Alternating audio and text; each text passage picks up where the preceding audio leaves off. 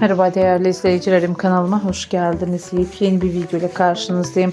Sizler için yeni görüntüler, yeni paylaşımlar sunuyorum. Paylaşımlarım Erkan, Meriç ve Yagmur Ozturk çiftinden olacak.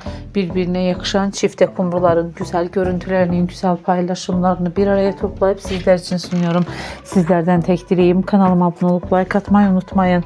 Hoşça kalın, sağlıcakla kalın arkadaşlar.